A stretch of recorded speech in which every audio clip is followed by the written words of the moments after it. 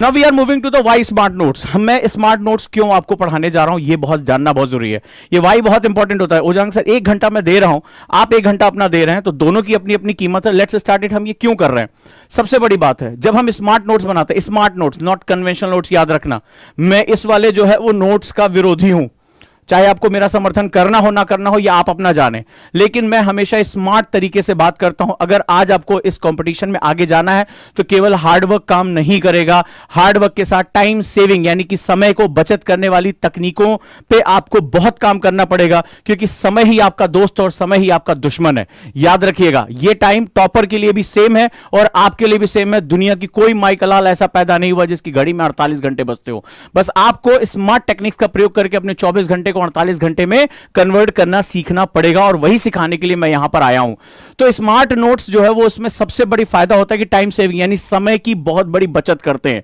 ठीक है, ये बनाने में भी और इनको पढ़ने में भी, दोनों तरफ से ये समय की बहुत बड़ी बचत करते हैं। Next one, easy to understand. इनको इजी क्विक रिवीजन। मेरे स्टूडेंट तो नोट्स जो है वो कॉपी में रखते ही नहीं, उनका दीवारों पे नोट्स। आज भी एक बच्चे ने मुझे फोटो भेजी, सर ये मेरे कमरे का जो है फोटो है। तो ब्रश करिए, बाल झाड़िए, गाने सुनिए, टहलिए, कुछ भी करिए, मेरे नोट्स रिवाइज होने चाहिए। Easy to understand, right. Next one, very creative. इसमें आपकी रचनात्मकता होनी चाहिए। और मैंने आपको लास्ट में, अगर आपको याद होगा क्लास, मैंने आपको बताया था मेमोरी के 3 फंडा होते हैं। I listen, I forget, I see, I saw, I learn.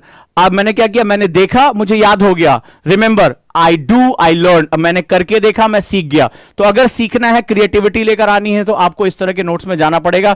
And next one is active studies, यानी जो आपको सुस्ती आती है, डे ड्रीमिंग आती है, दिमाग भटकता है, वो सारा का सारा यहां पर रुक जाएगा। इसीलिए स्मार्ट नोट्स बहुत इंपॉर्टेंट होते हैं। दिस इज द बस जो हमारा फंडामेंटल होता है वो बहुत इंपॉर्टेंट होता है। तो चलिए हम लोग शुरू करते हैं। हमें इसके फायदे समझ में आ गए, हमें आज की क्लास में क्या क्या आउटपुट मिलना है वो समझ में आ गया।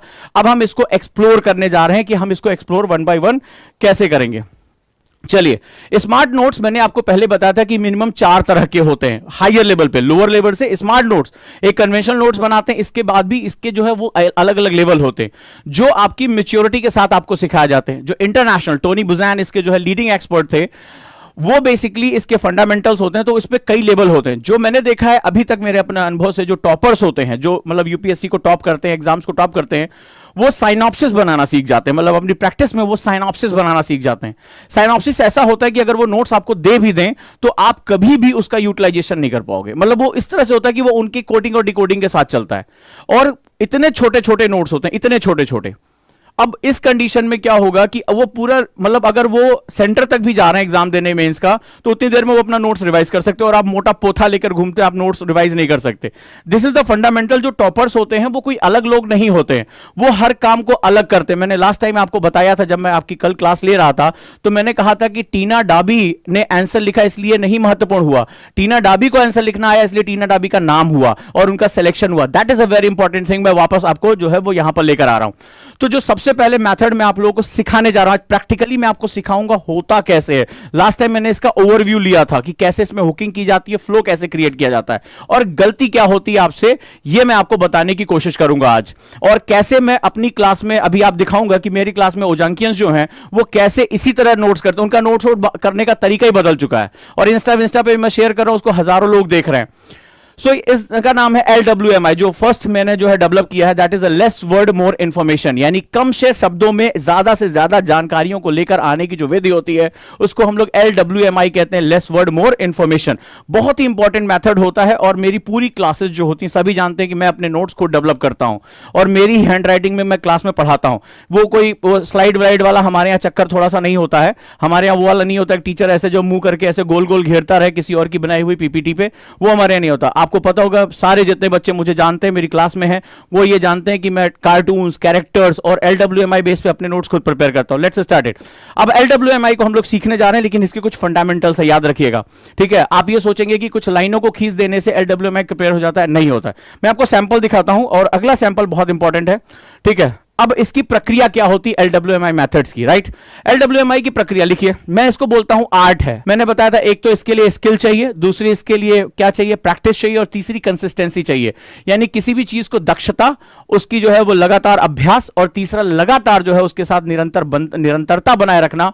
अगर आप किसी चीज में महारत हासिल करना चाहते हैं, यूपीएससी को अपने सपनों के साथ टॉप 100 में क्रैक करना चाहते हैं, तो ये तीन चीज याद रखिएगा। एक तो आपको दक्षता पैदा करनी पड़ेगी, चाहे कोई विषय पढ़ रहे हो, नोट्स बना रहे हो, रिवीजन कर रहे हो, आंसर राइटिंग कर रहे हो, इंटरव्यू में बोलने की क्षमता की बात कर रहे हैं, आपको नंबर एक दक्षता पैदा करनी पड़ेगी, याद रखिए skill set. Number two practice, बार बार करना पड़ेगा, बारंबारता लेकर आनी पड़ेगी, रिपीटेशन होना चाहिए। And third one is consistency, यानी उसमें निरंतरता होनी चाहिए। आज किया, अगले बृहस्पतिवार किया, फिर भूल गए, ऐसा नहीं होगा, उसमें कंटिन्यूटी बनी रहनी चाहिए आपकी। ये तीनों चीजें बहुत इंपॉर्टेंट है कि बच्चे लिखकर भेज रहे हैं, मजा आ रहा है यहां पर कि वो इस क्लास में इन्वॉल्व हैं। थैंक यू सो मच जिन्होंने भी आंसर दिया, वो मुझे बता रहे हैं कि आप लोग इस चैनल पे लगातार सीख रहे हैं। ये चैनल सीखने के लिए है, जिसको ट्रॉलिंग करनी है, मौज काटना है, वैसे भी वहां जाए यार, बहुत कुछ अब नया नया हो रहा है, उनका टाइम कट जाएगा। आज टाइम कटेगा, कल आप कटेंगे, दोनों का जो हिसाब किताब जो है वो ब्रह्म में बराबर हो जाएगा, ब्रह्मांड में। चलिए हम अगले में पहुंचते हैं, और बहुत इंपॉर्टेंट मैं बात करता हूं, इस आर्ट को सीखने की प्रक्रिया यानी प्रोसेस क्या है। लेट्स प्रोसीजर, ठीक है। चलिए नंबर वन, हमें जब भी हमारे पास कोई बुक आती है, लक्ष्मीकांत जैसे एक बच्ची ने कहा, विपिन चंद्रा, किसी ने स्पेक्ट्रम कहा, किसी के एनसीईआरटी, आपकी अपनी अपनी है, बुक्स आपने अपने पास रख ली होंगी। सबसे पहले हमें क्या करना पड़ता है स्टेप वन में, फाइंड आउट थीम या टॉपिक। सबसे पहले हमें थीम या टॉपिक पर विचार करना होता है कि मेरी थीम मतलब किस तरह से ये सब्जेक्ट फ्लो होने जा रहा है, चैप्टर फ्लो होने जा रहा है। इसके बाद उसका टॉपिक आपको आइडेंटिफाई करना होगा। नंबर टू, आइडेंटिफाई कीवर्ड्स, सबसे इंपॉर्टेंट होता है और मोस्ट ऑफ द स्टूडेंट इसको गलत करते हैं। तो आपकी क्रिएटिविटी, इमेजिनेशन और एक्टिव स्टडी कहां चली जाएगी? कीवर्ड्स क्या होता है, वो वन वर्ड या टू वर्ड्स के अंदर ही डिफाइन हो जाता है, वन वर्ड्स या टू वर्ड के अंदर ही डिफाइन हो जाता है। हमें किसी सेंटेंस का कीवर्ड यानी कुंजी वाक्य ढूंढना पड़ता है, वो ऐसा शब्द जिस पर वो पूरा लाइन या पूरा स्ट्रक्चर डिपेंडेंट होता है। याद रखिएगा, यही सबसे इंपॉर्टेंट आर्ट होती है, इसी के अंदर आपकी पूरी इन्वॉल्वमेंट प्रवेश कर जाती है। तीसरा, स्टार्ट हुकिंग, हमें हुक्स बनाने होते हैं, और ये हुक्स बहुत महत्वपूर्ण होते हैं। जैसे अगर आपने मेरे एलडब्ल्यूएमआई नोट्स देखे होंगे तो वहां पर क्या होता है, मैं एक पॉइंट से दूसरे पॉइंट फ्लो करता जाता हूं, हर पॉइंट लॉजिकली जुड़ा होता है। आपने अगर नोटिस किया होगा तो आपके में कई बार मैं शब्दों में सिर्फ छोटे छोटे शब्द इस्तेमाल करता हूं, सेंटेंस पूरा गायब होता है, लेकिन स्टूडेंट को कोई परेशानी नहीं होती है, वो एक पॉइंट से दूसरे पॉइंट इजिली फ्लो करता हुआ चला जाता है। और आपने देखा होगा बड़े से बड़े चैप्टर का मेरा नोट्स बहुत हार्डली इतने में बनके तैयार होता है, क्योंकि इतना ईजी, और बच्चों ने कहा कि इतना पढ़ने में मजा आता है। मैं आपको सैंपल दिखाऊंगा अभी। तो यहां पे क्या होता है, हुकिंग हम शुरू करते हैं, हुक करते हैं। हुक करने का मतलब होता है एक आइडियल स्ट्रक्चर दूसरे स्ट्रक्चर के साथ जाकर हुक हो जाता है। उसके लिए हम व्हाट, हाउ, वेयर, इनके बारे में बात करते हैं, मतलब क्या, क्यों, कैसे, किसके लिए। और अगला जो नियम होता है यूज फ्लो, यानी हमें प्रवाह का प्रयोग करना होता है। नोट्स एब्रप्टली नहीं होते, कभी भी एब्रप्टली नोट्स आप कभी भी अपने दिमाग में स्टैब्लिश ही नहीं कर पाओगे। तो आपको क्या करना पड़ेगा, उनका फ्लो बनाना पड़ेगा, साथ ही साथ आप कलर्स का यूज करेंगे। अब आप कहेंगे सर नोट्स में कलर्स का यूज, जी हां, अगर ऐसा नहीं होता तो आप किसी भी संस्कृति, किसी भी आप जो है सिविलाइजेशन को देख लो, उसमें हम कलर्स का बहुत ज्यादा योगदान करते हैं। हमारे घरों को देख लो, हमारे त्योहारों को देख लो, चारों तरफ हमारी प्रकृति को देख लो। पृथ्वी जब बसंत काल आता है तो कितनी खूबसूरत लगती है, फूल खिल जाते हैं। जब वेस्टर्न साइड में जाओगे तो वहां स्प्रिंग्स जो है वो सीजन बहुत ही खूबसूरत माना जाता है। तो ये कलर जो होते हैं वो हमारी मेमोरी को इनहेंस करते हैं, हमें खुशी देते हैं, और इसकी वजह से हमारी जो ग्रैस्पिंग पावर होती है वो बढ़ जाती है। अभी आपको सैंपल के साथ दिखाऊंगा, आप मुझे यस या नो लिखकर भेजिएगा। और खासतौर पे मेरा रिक्वेस्ट है, जितने भी ओजांकियंस हैं वो जरूर इस समय एक्टिव रहें, जो मेरी क्लास के स्टूडेंट हैं, अगर वो इस क्लास को मेरे को देख रहे हैं तो यूज फ्लो हमें करना है। अब फ्लो हमें डिसाइड करना है अप या डाउन, लेफ्ट और राइट, ठीक है, हमें इस तरह जाना है। तो जनरली मेरे जो नोट्स होते हैं वो अप डाउन होते हैं और लेफ्ट टू राइट होते हैं, जो कि हमारा एक जो है वो परंपरागत मेथड होता है हमारी आंखों के मूवमेंट का। तो हम लोग फ्लो डिसाइड करेंगे। याद है, चारों लिख लिया। सबसे पहले आपको एक थीम आइडेंटिफाई करनी पड़ेगी जो आपकी सेंट्रल थीम होती है। दूसरा, आपको कीवर्ड, इसी में आपका सारा दिमाग इन्वॉल्व होता है, कीवर्ड्स मुझे आइडेंटिफाई करना है। तीसरा, आप स्टार्ट हुकिंग, यानी आप जो हुक करना शुरू करेंगे कि मेरा अगली जो लाइन होगी या अगला जो कॉन्सेप्ट होगा वो पिछले कॉन्सेप्ट के साथ कैसे अटैच होगा, आइसोलेशन में नहीं होना चाहिए। और चौथा जो है फ्लो और कलर्स का इस्तेमाल आप करेंगे। डन है आपके लिए? चले हम लोग आगे, लेट्स मूव ऑन, आगे हम लोग चलते हैं। अगर मैं तुमसे कहूं, अभी सिंपल सा फंडा देख रहे हैं आप, इसमें कलर्स कितने खूबसूरत यूज किए हैं। अब आपको लग रहा हो कि ओजांग सर ने सन और अर्थ के रिलेशनशिप पर पढ़ाया, लेकिन अभी मैं तुमसे बात करता हूं एक्चुअली इसके अंदर जो सोलर सिस्टम, जो हमारे सन का इंटरनल स्ट्रक्चर है वो डिफाइंड है बहुत अच्छे से, ठीक है, ये नोट्स हैं। इसके बाद सोलर रेडिएशन का जो रेडिएशन मैथोलॉजी है वो पूरी पूरी डिफाइन है। शॉर्ट वेव और लॉन्ग वेव पूरी तरह से डिफाइन है। इसमें जो वीनस यानी शुक्र ग्रह को सांध्य और भोर का तारा क्यों कहते हैं उसके पीछे जो साइंटिफिक रीजन है वो डिफाइंड है। इसके अंदर टेरेस्ट्रियल रेडिएशन पूरा डिफाइंड है। इसके अंदर ग्रीन हाउस गैसेस डिफाइंड है कि ग्रीन हाउस गैसेस कैसे काम करती हैं। इसके अंदर कार्बन डाइऑक्साइड की सबसे इंपॉर्टेंट जो है वो जो प्रॉपर्टीज है वो डिफाइंड है। ये सारी चीजें इसके अंदर डिफाइंड है। और साथ ही साथ सबसे महत्वपूर्ण है इसमें यह भी डिफाइंड है, जो मेंस में क्वेश्चन पूछा गया था कि जलवायु परिवर्तन जो climatic change and green house है वो आज प्राकृतिक की बजाय मानव जनित ज्यादा है, that is a more anthropogenic. ये जो मेंस का क्वेश्चन है वो डिफाइंड है। इंटरव्यू में क्वेश्चन पूछा गया था कि आपके नजरिए से क्या कार्बन डाइऑक्साइड एक हानिकारक गैस है, इस कार्बन डाइऑक्साइड डेंजरस गैस? इसका जवाब भी इसी नोट्स के अंदर शामिल है। अब एक दो ये छोटे इसमें वर्ड के नाम पर कुछ नहीं लिखा हुआ है, सिंपल सा कॉन्सेप्ट चल रहा है और पूरी की पूरी ये सारी चीजें, मतलब इसके साइंटिफिक, बहुत से बच्चों को ये भी नहीं पता कि वीनस को जो है वो मॉर्निंग एंड इवनिंग स्टार क्यों कहते हैं, उसके पीछे साइंटिफिक लॉजिक क्या है, ठीक है, और वो लॉजिक कैसे होता है, उसके पीछे कार्बन डाइऑक्साइड का बिहेवियर क्या होता है, ग्रीन हाउस गैसेस कैसे काम करती हैं, क्लाइमेटिक चेंजेस फेनोमेनन क्या होते हैं, टेरेस्ट्रियल रेडिएशन और सबसे बड़ी बात सोलर रेडिएशन का फेनोमेनन क्या होता है, शॉर्ट वेव्स कैसे जो है बिहेव करती है, लॉन्ग वेव्स कैसे बिहेव करती हैं, सोलर पैटर्न्स हमारे क्या होते हैं, सोलर में कितनी लेयर्स होती हैं, उन लेयर्स में हमारे इनपुट से आउटपुट के बीच में क्या होता है। क्या तुम इस पूरे नोट्स को आइडेंटिफाई कर सकते हो कि इसमें हमने कम से कम एक मेंस का, प्री का और साथ ही साथ हमने इंटरव्यू के क्वेश्चन भी इसमें कर रखे हैं, ठीक है। ये कलर, आप मुझे बताओ ये नोट्स आपको कैसा लग रहा है, ईमानदारी से बताना कि ये नोट्स आपको कैसा लग रहा है देखने में ही। कितने कम वर्ड्स में अगर आप मैं इसको दीवार पे चिपका दूं, एक तो मेरा सबसे बड़ी बात मुझे देख के अच्छा लगेगा, तो ये नोट्स आप भी बनाना सीख सकते हैं, बहुत बेसिक। और ये बहुत बेसिक नोट्स हैं, इससे भी ज्यादा एडवांस नोट्स मैंने लास्ट आपको RWMI अपनी जो है क्लास में मैंने बताया, इससे ज्यादा एडवांस नोट पूरे पूरे 2-2 लेक्चर 3-3 लेक्चर वो एक पेज में ले आते हैं। ये हमारी क्लास का एक बड़ा इंपॉर्टेंट फंडा होता है, इसीलिए रिवीजन हमारे यहाँ बहुत आसान होता है। लेट्स स्टार्ट इट, आगे हम लोग चलते हैं। अब हम लोग बात करते हैं how to make smart notes, ठीक है। अब हमें स्मार्ट नोट्स बनाने के लिए क्या क्या चीजें करनी होंगी, लेट्स स्टार्ट इट। नोट्स में मुझे क्या क्या करना होगा, सबसे पहले मेंटल एक्टिविटीज यानी हमें मानसिक योग्यता अपनी बढ़ानी होगी, इसके साथ इन्वॉल्व करना होगा। नेक्स्ट वन, कलर्स को यूज करना होगा, अगर आपके पास कलर्स है तो यूज कर सकते हैं। सिंबल्स का यूज करना होगा और हमें रीस्ट्रक्चर करना सीखना, यानी जैसी किताब हमसे कह रही है, लक्ष्मीकांत, विपिन चंद्रा, एनसीईआरटी जो हमसे कह रही है, हमें उसको रीस्ट्रक्चर करना सीखना पड़ेगा, यानी इसमें आपकी इन्वॉल्वमेंट का होना बहुत जरूरी है। ये चारों चीजें, मानसिक जो क्रियाविधियां हैं, कलर, सिंबल्स और रीस्ट्रक्चरिंग यानी पुनर्संरचना, ये इसका सबसे बड़ा गुण रहेगा। लेट्स स्टार्ट इट, आगे हम लोग शुरू करते हैं। चलिए हम सीधे अब नोट्स बनाने के तरीके पे आते हैं। तो ये एनसीईआरटी क्लास 7th का जो है वो चैप्टर है, ठीक है, चैप्टर नंबर 9। आप चाहें तो इसको पढ़ सकते हैं, लक्ष्मीकांत उठा लीजिए, कुछ भी आप करिए मेरे साथ आप। तो मैंने ये इंग्लिश का एक सैंपल लिया है, ठीक है, मैं आपको पढ़ के इसको बता दूंगा, आपके पास किताब होगी तो आप उसमें पढ़ लेंगे, कोई दिक्कत नहीं है। चलिए हम लोग एक एक करके शुरू करते हैं। इससे नोट्स बनेगा कैसे, डायरेक्टली आप कैसे जो है इससे नोट्स बना सकते हैं। तो जैसे ये आपका एक एनसीईआरटी है, अब इसमें क्या होता है, आप जैसे मान लीजिए मैं चैप्टर ही आपके सामने पढ़ता हूं और चैप्टर पढ़ते हुए मैं आपको इसमें बताता हूं कि इसको मुझे कैसे कैसे चीजें करनी है। डन। अब ये कह रहा है चैप्टर का नाम हमें सबसे पहले आइडेंटिफाई, थीम आइडेंटिफाई, मैंने नियम नंबर 1 क्या बताया था, सबसे पहले मुझे थीम या टॉपिक आइडेंटिफाई करना होता है। दूसरा मैंने क्या नियम बताया, दूसरा मैंने आपको नियम बताया कि आपको इसके बाद कीवर्ड्स आइडेंटिफाई करने होते हैं, फिर आपको हुकिंग करनी होती है, फिर आपको फ्लो के साथ उसको लेकर जाना होता है। अब यहां पर life in the temperate grassland, ठीक है, ये मेरा एक टॉपिक है। चलो एक बार हम इसके साथ तुम्हारे साथ पढ़ लेते हैं इसको, और पढ़ने के बाद इसको आइडेंटिफाई करते हैं कि हमें इसको कैसे यूटिलाइज करना है। Let's start it. तो ये है life in the temperate grassland, यानी कि जो है मैं हिंदी बताता जाता हूं इसका, शीतोष्ण घास के मैदानों में जीवन। ये एनसीईआरटी 7th क्लास 9 चैप्टर है, क्वेश्चन आया हुआ है प्री एग्जाम में यहां से। लेकिन क्वेश्चन कैसे बनते हैं और मुझे नोट्स अब इस स्ट्रक्चर से कैसे बनाना है, ये ढेर सारे हैं, मुझे इसको एक पेज के अंदर लेकर आना है या 2 पेज के अंदर लेकर आना है, मुझे कम से कम शब्दों में रखना है, मुझे LWMI नोट्स बनाना है। तो चलिए अगर हम लोग बात करते हैं तो यहां पर हम लोग इसको समझते हैं। Just as a forest can be defined as the place where trees are the main type of vegetation, ये इंट्रोडक्शन दे रखा है। Grassland can be defined as a region where grasses from the dominant type of plant life, ठीक है। तो ये पहला हमारा जो है वो सेगमेंट आ गया। ये कहता है कि फॉरेस्ट ऐसी जगह होती है जहां ट्री जो है वो मुख्य वनस्पतिक क्षेत्र है, और ग्रासलैंड सबसे पहला बात करता है इसमें। ग्रासलैंड की डिफिनीशन इसने दे दी है, ठीक है। ग्रासलैंड वो इलाके हैं जहां पर ग्रास जो है वो मुख्य जो है डोमिनेंस है, सबसे उसका प्रभुत्व है।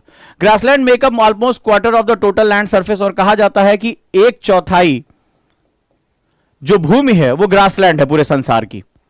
The type of plant that grows here generally greatly depend on the what the climate and soil are like. तो किस पे डिपेंड होता है? क्लाइमेट और सॉइल पर डिपेंड करता है, यानी कि वहां की जलवायु और मिट्टी कैसी, इस तरह से घास तय करेगी। The climate plays an important role in the formation of grassland. It is typically use as a basic of divide the word grassland into 2 broad categories, ठीक है। दुनिया के जितने भी ग्रासलैंड है वो 2 हिस्सों में विभाजित है। मैं पढ़ पढ़ के बताता जा रहा हूं, आप लोग भी पढ़ सकते हैं। एक टेम्परेट रीजन और दूसरा ट्रॉपिकल रीजन, यानी शीतोष्ण कटिबंध और दूसरा उष्ण कटिबंध, ठीक है। तो अब इतनी इंफॉर्मेशन लिखी है, हम लोग क्या करते हैं, हम इसको पॉइंट वाइज लिख लेते हैं, ठीक है। ऐसे ही तो लिखते हैं या पैराग्राफ में लिख सकते हैं। अब हम ये देखते हैं कि LWMI नोट्स कैसे काम करते हैं और हम कैसे जो है वो अपना स्ट्रक्चर तैयार करेंगे। तो आपको करना यह है कि आपकी जो कॉपी है, ठीक है, ध्यान रखिएगा, इस तरह से नोट्स मत बनाइएगा। कॉपी को इस तरह कर लीजिए, यानी कि आप इसको जो है लैंडस्केप करेंगे। प्लीज मेरे साथ शुरू करिए, बनाइए। मैं आपको अभी आज क्लास में सिखाता हूं, आपको क्या करना है, इसको लैंडस्केप कर लेना है। इस तरह से नोट्स नहीं बनेंगे। मेरा जो थीम है, अब मेरे साथ इसको करते जाओ। जो मेरा थीम है, life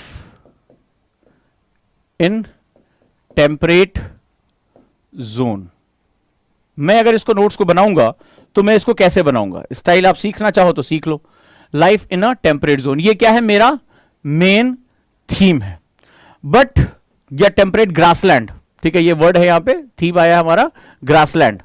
this is your grassland. अब एनसीईआरटी के साथ जैसे मैंने आपको बताया था, बड़ी मजेदार चीज है कि बहुत सी किताबें हैं जो आपको बेसिक्स नहीं सिखाती हैं, वो आपको एडवांस में चली जाती, बहुत सी किताबों में दिया हुआ है।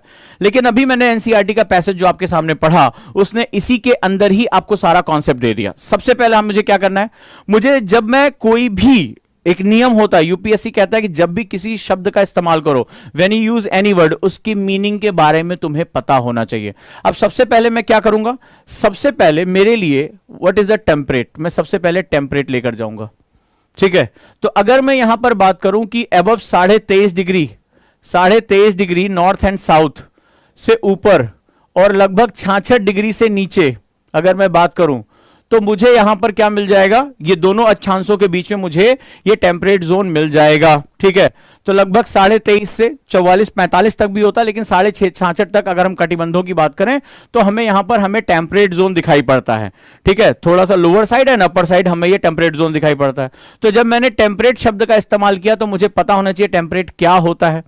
दूसरा कहते हैं कि what do mean by grassland, मैं किस टॉपिक के बारे में पढ़, जो टॉपिक मैं इस्तेमाल करने जा रहा हूं पहले मुझे उसके बारे में पता होना चाहिए। तो जैसे ही मैंने यहां पढ़ा तो इसने कहा कि ग्रासलैंड क्या होता है, बहुत अच्छा। यहां पे एनसीईआरटी के साथ यही है कि वो हर चीज को डिफाइन अच्छे से करते हैं। Grassland can be defined as a region where grasses from the dominant type of plant life. इन्होंने यहां दे दिया है, इन्होंने कहा कि जहां पर ग्रासेस जो है, यानी कि जो घास है, वो सबसे इंपॉर्टेंट ग्रास लाइफ होगी, ठीक है। अब साथ ही साथ कहते हैं कि पूरी दुनिया का जो 1/4 लैंड है वो ग्रासलैंड है। अब ये मुझे इतने पॉइंट्स को लिखना है। अब देखिए, मुझे क्रिएटिविटी और कीवर्ड चाहिए। मैंने आपको क्या बताया, लेस वर्ड मोर इंफॉर्मेशन, कम शब्दों में मुझे ज्यादा जानकारी चाहिए। जो भी बच्चे इच्छुक हो वो मेरे साथ कर सकते हैं, जो सुनने के लिए आए हैं वो मुरारी बापू की कथा सुने, आह वाह करें और निकले, ठीक है। लेकिन जो है वो आज मेरे साथ सीख कर जाएं, ठीक है। तो चलिए हम लोग यहां बात करेंगे। अब क्या है ग्रासलैंड, अब इसमें देखिए क्या लिखा है। अगर मुझे इसके नोट्स बनाने हैं तो यहां पर मैं क्या करूंगा, मैंने यहां घास बना दी, ठीक है। ये घास, घास मतलब ये डोमिनेंट टाइप हो गया, डोमिनेंट, ठीक है। ये मुख्य बात, यहां पर क्या होगा, ग्रासलैंड डोमिनेंट। और क्यों, इसलिए डोमिनेंट का मतलब, अब जब मैंने कहा कि यहां घास जो है वो सबसे प्रभावशाली वनस्पति है, घास सबसे प्रभावशाली वनस्पति है, grass is a dominant type of जहां वेजिटेशन।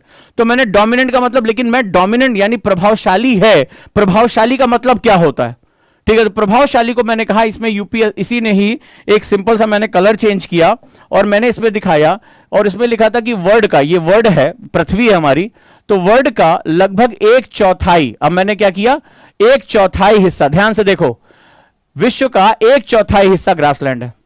अब उसमें 3 पैराग्राफ जो लिखे थे उसको मैंने 2 सिंबल में कन्वर्ट कर दिया, ठीक है। अब मेरा थीम क्या है? मेरा थीम या टॉपिक है life in a temperate grassland.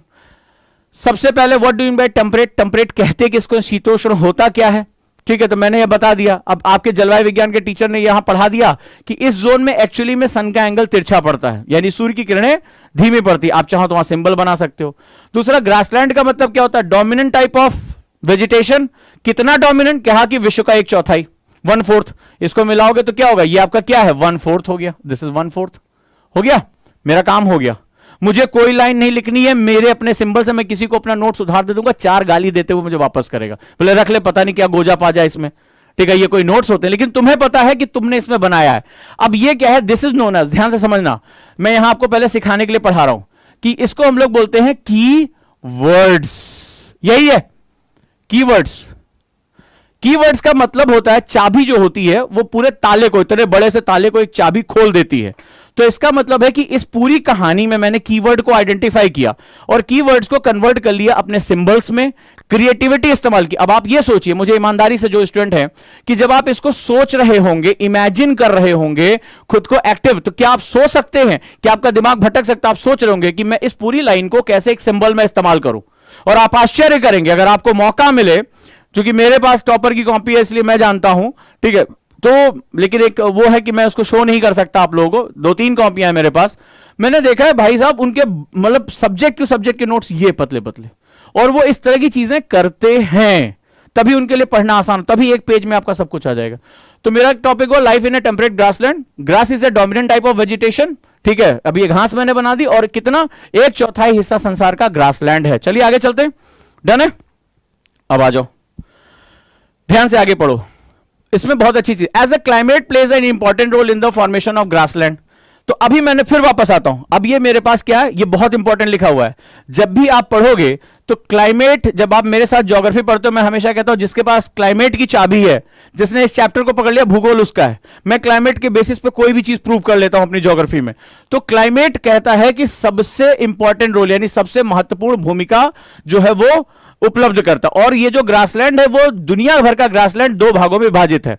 अब जरा चलो, अब ये पूरा पैराग्राफ है, ये पूरा पैराग्राफ है, और मुझे इसको क्विक सिर्फ 2 पॉइंट में लिखना है। अब चलो मैं दिखाता हूं तुम्हें कैसे लिखना है। और आगे कहता है कि वर्ल्ड का ग्रासलैंड जो है वो टेम्परेट रीजन और ट्रॉपिकल रीजन में बटा हुआ है। मैं बना देता हूं इसको, ठीक है, आपके सामने बनाता हूं।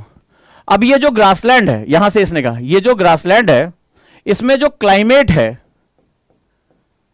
क्लाइमेट, मैंने लिखा क्लाइमेट, ठीक है, तो मैंने कहा कि इसमें सबसे महत्वपूर्ण भूमिका निभाता, तो मैंने क्या किया? ऐसे मूछे बना दी चौधरी वाली, ठीक है। अब चौधरी का मतलब क्या? मैंने अपना एक इमेजिनेशन किया कि चौधरी की जगह, चौधरी बहुत प्रभावशाली, तुमने देखा कोई बहुत प्रभावशाली या कोई जो दादा आदमी होता है तो ऐसे मूछों के साथ वो फोटो खिंचाता है। तो मेरे दिमाग में आया कि प्रभावशाली, मोस्ट डोमिनेंट फैक्टर जो है वो ग्रासलैंड को बनाने में कौन सा है? वो भैया सबसे प्रभावशाली फैक्टर क्लाइमेट है।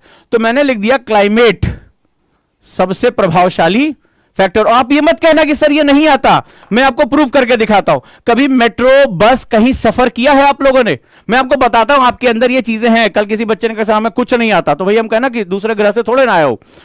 जब आप मेट्रो में जाते हो, ठीक है, तो वहां पर ऐसे लिखा होता है, जैसे कोई सीट होती है तो सीट लिखा होता है, ऐसे क्या होता है? ऐसे फोटो बनी होती है, ठीक है, और ये ऐसे आदमी छड़ी लिए होता है, और लिखा होता है दैट इज, ये सीट इसके लिए है, ठीक है। इसका मतलब ये कहीं नहीं लिखा होता, उसमें आपको सिंबल देख के आप ये समझ जाते हो कि ये सीट जो है बुजुर्गों के लिए आरक्षित है। ये दरवाजे पे ऐसे क्या होता है? आपका पंजा बना होता है, आपने कई बार देखा होगा, यहां पर ऐसे जो है आपका पंजा बना होता है, और इसके ऊपर ऐसे क्रॉस का निशान होता है। इसका मतलब यहां हाथ ना रखे, और हम आसानी से समझ जाते हैं। इसके लिए थोड़े ना होता है कि चलो मम्मी डिक्शनरी खोलो, देखो इसमें क्या मतलब है। कभी हम ऐसा नहीं करते।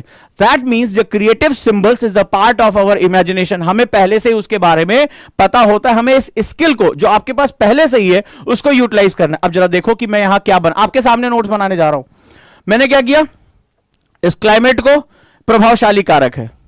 अब ये जो वर्ल्ड का ग्रासलैंड है, यहां मैंने बताया ना, यहां मैंने क्या बताया? 1/4। अगर मान लो अभी बिगिनर हो तो लिख लो 1/4 है। अब 1/4 है तो मैंने क्या लिखा? ये 2 तरह का होता है वर्ल्ड जो ग्रासलैंड है, क्योंकि ये मेरा वर्ल्ड ग्रासलैंड का हिस्सा हो गया, मैंने यहां बना लिया। मैंने लिखा ये 2 टाइप का है, एक ट्रॉपिकल और दूसरा टेम्परेट। हो गया पूरी कहानी। अभी मैंने ब्रांच बनानी नहीं शुरू की है, मैंने पूरा इंट्रोडक्शन डाल दिया इसके अंदर। ठीक है, पूरा इंट्रोडक्शन डाल दिया। पेंसिल या पेन से बनाओगे तो इतनी भी जगह नहीं लेगा, क्योंकि ये बहुत मोटा होता है ये लिखने के लिए, तो ये इतना ज्यादा टाइम ले रहा है, इतना भी टाइम नहीं लेगा। अगर आप पेंसिल या पेन से बनाते हो इतनी भी जगह नहीं लेगा, खत्म हो जाएगा, क्योंकि मैं समझा रहा हूं कि ये कीवर्ड है, फलाना है, ढिकाना है, तो ये मैं तुम्हें समझाने के लिए इस्तेमाल कर रहा हूं। मजा आया? अब आप देखिए कि पूरा जो चैप्टर है, अब मैं अगर इसको डिकोड करूं, मैंने पूरा life in a temperate grassland, what is the meaning of grassland, what is the meaning of grassland, क्यों कहते हैं, why this is known as grassland, ठीक है, दुनिया में इसका क्या सेगमेंट्स है, ग्रासलैंड को बनाने का सबसे प्रभावशाली कारक क्या है, मैं अब क्या कर रहा हूं, फ्लो एस्टैब्लिश कर रहा हूं, क्या बना रहा हूं, फ्लो। और देखिए मैंने अलग अलग कलर्स यूज किए। फ्लो में क्या है, सबसे प्रभावशाली कारक क्या है, what is the most important factor. अगर एग्जाम में तुम्हें क्या लगता है, एनसीईआरटी से जो ऑब्जेक्टिव इतना प्रभावशाली मीडियम होता है एनसीईआरटी, ऑब्जेक्टिव बनाते कैसे हैं, पैराग्राफ पूछते हैं, नहीं, मैंने उस दिन बताया था बीटीएल पूछते हैं, बिटवीन द लाइंस, जिसको मैं पढ़ाता हूं अक्सर कि बिटवीन द लाइन समझो। अब एग्जाम में देख दिया, which of the following factor is the dominance in the grassland, या ग्रासलैंड के बारे में सबसे प्रमुख तथ्यों की जांच करें, ये प्री का क्वेश्चन आ गया। ठीक है, कह दिया कि वर्षा सबसे प्रभावशाली कारक है ग्रासलैंड की, पहला सेगमेंट हो गया। ठीक है, दूसरा इन्होंने दे दिया कि ग्रासलैंड केवल टेम्परेट होते हैं, यानी केवल शीतोष्ण कटिबंधीय होते हैं, जो आपके घास के मैदान होते हैं। तीसरा कह दिया कि दुनिया की 40% भूमि जो है वो आपकी घास भूमि है। चौथा विकल्प दे दिया नम नाउ द वेव, निम्नलिखित में से कोई भी नहीं। अब एग्जाम में आप क्या होगा, इसी में भटक जाओगे, क्योंकि आपने जल्दबाजी से जब उसको पढ़ा था तो पहला वाला पैराग्राफ तो हम वैसे भी नहीं पढ़ते हैं, आप भी जानते हैं। जब ये वाला मैंने खोला था और आप लोग पढ़ते हैं इसको, सबसे पहले आप लोग क्या होता है, जल्दी से स्किप कर देते हैं। सबसे पहले कहां आपका ध्यान भटकता है, सबसे पहले आप आते हैं हेडिंग पर। सही बोल रहा हूं या गलत बोल रहा हूं, इस वाले पार्ट को तो आप ध्यान ही नहीं देंगे, आप सीधे सबसे पहले किस पर आते हैं, द प्रेरीज। जल्दी जल्दी इसको पढ़ लो, और इसमें भी जो बोल्ड करके वो दे देते हैं उसको आप अपनी कॉपी में नोट डाउन कर लेते हैं, जो थोड़ा सा आपको कहीं इंपॉर्टेंट दिखा वो नोट डाउन कर लेते हैं, लेकिन बाकी चीजें आपके ध्यान में रहती हैं, नहीं ध्यान में रहती हैं। राइट, यहीं से क्वेश्चन बना दिया मैंने, अभी आपके सामने क्वेश्चन बोला, ऑब्जेक्टिव क्वेश्चन। तो इसमें से which of the following is the सही, जो इसमें सही होगा, ट्रू होगा। तो हाँ क्या होगा, एग्जाम में जो छोटी छोटी गलतियां होती हैं वही यही सबसे बड़ी होती है। अब हमें वहां ध्यान ही नहीं आता, क्योंकि इसमें देखो क्या लिखा हुआ है, मैं आपको बताता हूं। एग्जामिनेशन में कहेगा कि दुनिया की 40% भूमि ग्रासलैंड है, एग्जाम में जो आपसे गलती होगी। अब यहां पर क्या है, कहीं पर आपके नंबर नहीं लिखे हैं, और आपकी दिमाग जो होता है वो नंबर्स को नहीं समझता है, वो इमेजिनेशन करता है। इमेजिनेशन, जो नंबर्स आप विजुलाइज करते हैं वो देख लेता। इसमें क्या है, इसमें वर्ड में लिखा हुआ है, इसमें कह रहा है ना 1/4 of the, nearly 1/4 of the region is the grassland, या 1/4 है। अब आप क्या हुआ, एग्जाम में जब आप गए आपके सामने डिजिट है, आप कंफ्यूज हो गए कि मैंने क्या पढ़ा था कॉपी में। नोट्स बनाने के बावजूद इसको आप पॉइंट्स में लिख लोगे, उसके बाद भी गलत कर दोगे।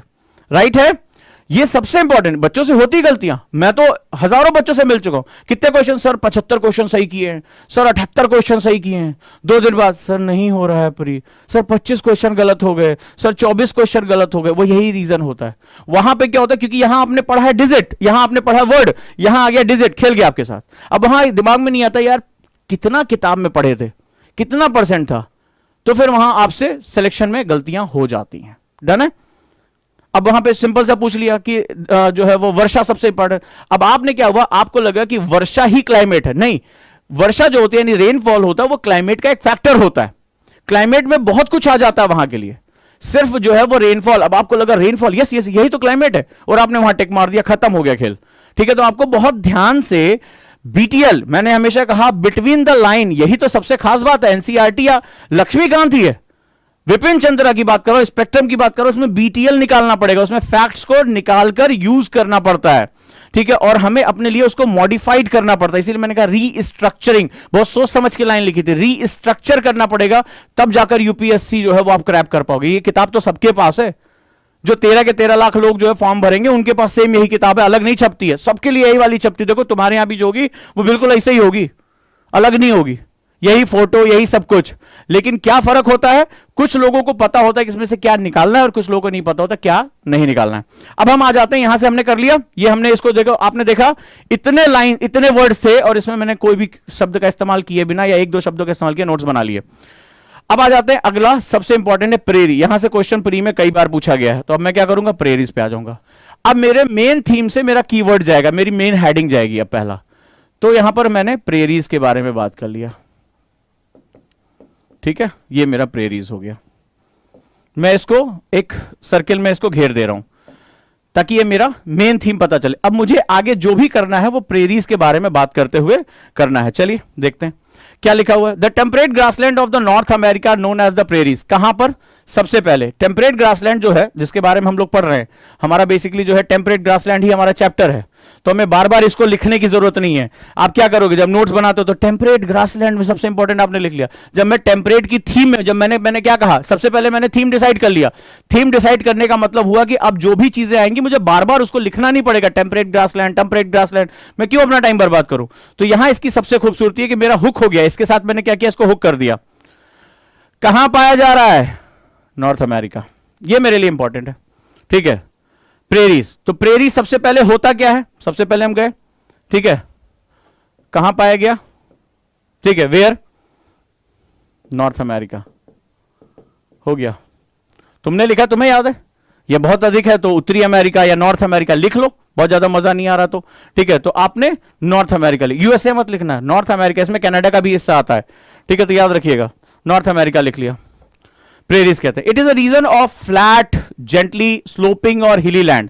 तो सबसे बड़ी बात यह, जो प्रेरी है वो कैसा है, तो फ्लैट है, जेंटली स्लोपिंग और हिली लैंड है।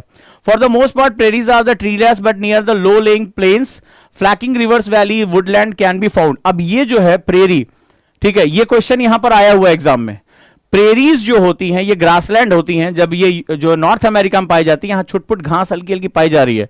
लेकिन जो स्टेपीज होती है, जो दूसरा नाम है, वहां पे जो है वो वृक्ष नहीं पाया जाती है। अंतर पूछा गया एग्जाम में, तो कैरेक्टरिस्टिक भी आपको लिखना है कि मोस्टली जो है वो क्या हुआ, देयर आर ट्रीलेस, यहां पर जो है वृक्ष बहुत कम पाए जाते हैं, ठीक है। तो यहां पर क्या लिखना है आपको, यहां पर जाना है प्रेरीज। अब एक काम करो, सिंपल ऐसे जो है ट्री को काट दो, ट्रीलेस हो गए, ठीक है, या ऐसे बना दो, नियरली ट्रीलेस, लगभग जो है वो वृक्ष है। अंतर पूछा था, ठीक है, स्टेपी और सवाना के बीच का अंतर पूछा था। सवाना को भी ग्रासलैंड बोलते हैं और स्टेपीज को भी ग्रासलैंड बोलते हैं, दोनों के बीच का अंतर पूछा था, बहुत बच्चों ने गलत कर दिया। यहीं से क्वेश्चन आया हुआ था ग्रासलैंड। अभी आपको सवाना भी पढ़ना है, क्योंकि सवाना में क्या होता है, एलिफेंट ग्रास पाई जाती है और वहां छितराए हुए वृक्ष पाए जाते हैं, स्कैटर्ड ट्रीज पाई जाती है। लेकिन स्टेपीज और ये प्रेरी जो है, ये जो हमारे ग्रासलैंड है, टेम्परेट ग्रासलैंड, यहां पर वृक्ष ना के बराबर पाए जाते हैं, ठीक है। ये जो है वो ट्रीलेस पूरा एरिया होता है। यही डिफरेंस उठाकर उन्होंने एग्जाम में पूछ लिया था। क्लियर है? तो अब मैंने इतनी पूरी लाइन को बाकी कैरेक्टरिस्टिक इज नॉट इंपॉर्टेंट, तो मैंने इस पूरी लाइन को लिख लिया कि that is the mostly treeless हो गया, मेरे लिए मेरा वृक्ष हो गया, ठीक है, सुंदर सुंदर बना देते हैं वृक्ष, और ये मेरा ट्रीलेस हो गया। चलो, gently sloping most of flanking rivers woodland can be found, tall grasses up to 2 metre height dominated the landscape, it is actually a sea of grass. अब ये मेरे लिए इंपॉर्टेंट है, ठीक है, तो ये क्या हो गया, ये मेरे लिए अगर कुछ नहीं समझ में आ रहा है तो सी ऑफ ग्रास बोलते हैं, सी ऑफ ग्रास, ठीक है। तो ऐसे बना लो, ग्रास लंबी लंबी, तो यहां लिख लो नियरली 2 मीटर, याद रहेगा, डोमिनेंस 2 मीटर ऊंच, जो यानी कि घास की ऊंचाई जो है वो इसको 2 मीटर बोलते हैं। और सवाना में जो घास होती है उसको एलिफेंट ग्रास बोलते हैं, वो और भी ज्यादा होती है, 6 मीटर तक भी कई बार ऊंची वो हमें दिखाई पड़ती, काफी ऊंचाई तक वो हमें दिखाई पड़ती है। शिकार के लिए सबसे अच्छी, उसको hunting ground of the world के नाम से जाना जाता है। Done. The prairies are bound by the Rocky Mountains in the west. अब ये सबसे इंपॉर्टेंट, यहां हमें मैप की जरूरत पड़ेगी, अक्सर इसी पार्ट को आप स्किप कर देते हैं, ठीक है। तो अब आपको क्या करना है, आपको मैप लगाना है, आपको इसकी डायरेक्शंस देखनी प्रेरीज की। तो आप क्या हुआ, डायरेक्शंस पे गए, डायरेक्शन या मैप, इसका जो भी नाम रख दो, इसको सबसे अलग से एक हेडिंग रखो, ये सबसे इंपॉर्टेंट है। मैंने लास्ट टाइम आपको प्री का एक क्वेश्चन डक्कन प्लेट्यू का कराया था, उसमें क्या हुआ था, यूपीएससी ने यही पूछा था, इसकी ढाल पश्चिम में है, इसकी ढाल दक्षिण में है। आपने देखा था वो क्वेश्चन आपको जब मैंने कराया था old NCERT versus new NCERTs में, तो वहां पर जो है ये सबसे पहले बीटीएल में यही सबसे बड़ी गलती करते हैं, आप इसको सबसे पहले भूल जाते हो, या तो आप इसको लिख लेंगे, लिखना नहीं है, इसको मैप करना है, सबसे इंपॉर्टेंट है। तो मैपिंग में क्या होगा, मैपिंग में हमें डायरेक्शन में हमें पता है ये हमारा ऐसे बनना है, तो ऊपर हो गया नॉर्थ, बायां हाथ रख लो, जिधर दायां हाथ उधर हो गया शाबाश साउथ, जिधर आपकी नाक जा रही है वो हो गया ईस्ट, और ये हो गया वेस्ट, ठीक है, डायरेक्शंस बहुत इंपॉर्टेंट होती हैं। अगर कॉपी में लिखोगे it's slope is in north, it's जो है वो हाईलैंड इन द साउथ, कुछ नहीं एग्जाम में याद आएगा, सब चौपट हो जाएगा। एग्जाम में मेमोराइज करने के लिए फोटोग्राफिक मेमोरी की जरूरत पड़ेगी, हुक की जरूरत पड़ती है। अगर हमसे यही गलती होती, कॉपी में हम लिखते हैं, एग्जाम में ना नॉर्थ समझ में आता ना साउथ समझ में आता है, उसमें तो ब्रह्मांड की तरह सब कुछ जो है वो गोल गोल सा ऐसा जो है वो दिखना शुरू हो जाता है। गुड, वेरी गुड, शाबाश, गुड। यही उम्मीद थी, जब पढ़ाया करूं तो उसको रिप्रोड्यूस कर दिया करो, हर मंच पे दिखाओ ना यार कि हम लोग यार कॉन्सेप्ट को बहुत अच्छे से सीख रहे हैं। क्या धुआं क्या कर दो उसको जो उठा के। तो यहां क्या कर रहा है, ध्यान से। अब अगर मैं इसको लाइन बाय लाइन लिखूंगा, मैं गारंटी के साथ कर रहा हूं, इसके लिए या तो आप 2-3 साल रटोगे, खूब रटोगे, तब हो सकता है कि किस्मत चमत्कार, या हो सकता है कि भाई च्यवनप्राश या जो है ब्राह्मी जड़ी बूटी खा के आपका दिमाग तेज हुआ। लेकिन मैं तो यार मीडियोकर टाइप का स्टूडेंट रहा हूं, मैं जो है सिंपल आप लोगों के जीवन का एक हिस्सा रहा हूं। मैंने कहा ना, मैं बिना मफलर का आम आदमी हूं, समझ गए होगे मैं क्या कह रहा हूं। तो यहां पर मैं जो है वो आम चीजें बताऊंगा जो हर स्टूडेंट के काम आ जाए। मेरा तो ये है कि मेरे गुरु ने मुझसे जो है, जो लंदन के गुरु थे मेरे एनएलपी के, उन्होंने कहा था उजांग, दुनिया में सिर्फ 2% लोग सक्सेस होते हैं और 98% लोग जो है वो हर चीज में फेलियर हो जाते हैं, दुनिया उनको भूल जाती है और वो पूरी दुनिया की तोहमत का शिकार होते हैं। इन 98% लोगों के लिए ना तो कोई सेमिनार्स है ना कोई बुक्स है, इनको कोई ध्यान नहीं देता। तो वहां पर एक बात हुई कि सर मैं इनके लिए लड़ूंगा, ठीक है, इनके अंदर भी विश्वास लेकर आऊंगा और मेरी लड़ाई एक्चुअली में वही है, ठीक है, जो आपसे बता रहा हूं। जिनको आता है, जो टॉपर्स हैं, जिनके माँ बाप उनको सिखा रहे हैं, आईएएस हैं बहुत बड़े, वो अपना करके जाएं, कोई दिक्कत नहीं है। मैं तो उनके लिए लड़ने आया हूं जिनको दुनिया कहती है तुमसे नहीं हो पाएगा, तुम बेकार हो, तुमसे नहीं आता, जिसको खुद पे यकीन हो गया कि वो कुछ नहीं कर सकता, मैं उसके सपने जगाने आया हूं और जगा के जाऊंगा, और बिल्कुल ही प्रैक्टिकल अप्रोच के साथ। अब मुझे prairies are bound by the Rocky Mountains, Rocky Mountains बहुत इंपॉर्टेंट है। ये आया एग्जाम में मैचिंग करने को, कई बच्चे भूल गए कि रॉकीज और आल्प्स में जो है वो उनकी डायरेक्शंस क्या होती है। तो यानी नॉर्थ अमेरिका में रॉकी माउंटेन पाया जाता है, लेकिन ये रॉकी माउंटेन कहां है, वेस्ट में। अब मुझे क्या करना है, मुझे अब मैप करना। अगर मैं ये वर्ड मैं पढ़ूं, तुम छोड़ो, तुम तो स्टूडेंट हो, मैं अगर पढ़ूं तो मुझे 1 हफ्ते बाद मैं भूल जाऊंगा, पक्का भूल जाऊंगा। ये सिंपल सी मेमोरी, खुद पे लानत मत दो, मैं भूल जाऊंगा। लेकिन अगर मैं इसको विजुलाइज कर लूं, ठीक है, तो ये मुझे कभी नहीं भूलेगा। अब विजुलाइजेशन टेक्निक बताता हूं। ये मेरा नॉर्थ है, ठीक है, और मैंने कहा जो रॉकी है वो नॉर्थ में। अब 2 तरीके से नॉर्थ में इसका मैंने क्या करा, प्रेरी की जो बाउंड्री है वो नॉर्थ में हो गई, ठीक है, ये माउंटेन हो गया मेरा रॉकी माउंटेन। ये भी बना सकते हैं। या तुम्हें याद है रॉकी बॉल्बोआ, अगर मैं तो बड़ा उस मूवी का फैन हूं, वो थीम मुझे बड़ी पसंद है, रॉकी बॉल्बोआ की जो है वो मूवी जो थी बॉक्सिंग की, मैं उसको भी बना सकता हूं। अब देखो क्या लिखा है, इन द वेस्ट, ठीक है। अगर मुझे यहां जाना है, दैट्स मैं इसको ये है जो है कहां बना रहा हूं, I am making in a west, मैं इसको वेस्ट की तरफ बना रहा हूं, ठीक है, ये हो गया मेरा। तो रॉकीज यहां आ गई, डन। कह रहा है एंड द ग्रेट लेक्स, 5 नदियों का आपको पता है समूह, कई बार एग्जाम में आप जानते हैं भूगोल में आ चुका है, ठीक है। तो ग्रेट लेक्स जो कनाडा और जो है वो यूएस के बीच में भी बाउंड्री भी बनाती है और उनके बीच में डिवाइड भी होती है, और वहां के पूरे स्टील उद्योग की ये जान है, इसके बारे में आप ज्योग्राफी में पढ़ते हैं। तो कहता है ईस्ट में ग्रेट लेक्स हैं। चलो भैया, अब क्या हुआ, ईस्ट की तरफ हम गए और यहां पर ग्रेट लेक्स बना दिया, जल, ठीक है, ये जो है वो झीलों का समूह है, जो ह्यूरॉन है, ठीक है, ये सारी जो हमारी झीलें वो यहां पर आ गई। तो मैंने यहां बना दिया ग्रेट लेक्स, चाहो तो लिख दो, ग्रेट लेक्स हो गई। इनके कोड में बता दूंगा इनको कैसे याद करना है, चलिए आगे देख लेते हैं। अब ये कह रहा है कि मैप पे देखो नॉर्थ अमेरिका में, you can see that the prairies cover part of the United States of America and parts of Canada. इन दोनों के बीच में an area is drained by the tributaries of Mississippi and the Canadian prairies are drained by the tributaries of Saskatchewan river. 2 नदियां यहां पर बह रही हैं, सस्केशेवन बह रही है और मिसिसिपी बह रही है। अब मुझे क्या करना है, इसी मैप के अंदर ये पूरा मुझे पैराग्राफ खत्म करना, और ये बहुत सबसे इंपॉर्टेंट है। कह रहा है आपको ये समझ में आ गया, मुझे कलर चेंज करना है यहां सिंपली, ठीक है, मैंने कलर चेंज कर लिया। ये कह रहा है कि ये कनाडा और यूएस के बीच में अपनी बाउंड्री बना रहा है। पश्चिम में है रॉकीज, ठीक है, रॉकी हो गया। ईस्टर्न साइड में, अब बता सकते हो, ईस्टर्न साइड में ग्रेट लेक्स हो गया, ठीक है। नॉर्दर्न साइड में हमारा कनाडा हो गया, साउदर्न साइड की तरफ यूएस का जो है वो हिसाब किताब बन गया। यहां 2 नदियां बह रही हैं, जो यूएस के क्षेत्र है वहां पर मिसिसिपी, ठीक है, मिसिसिपी बह रही है, और कनाडा साइड में जो नदी बह रही है, जरूरी नहीं कि आप डायरेक्शन एकदम सही बनाओ, क्योंकि इसमें मैं खुद को इन्वॉल्व कर रहा हूं, आप इसमें ना सो सकते, क्योंकि एक्टिव स्टडी करते समय आप सो नहीं सकते।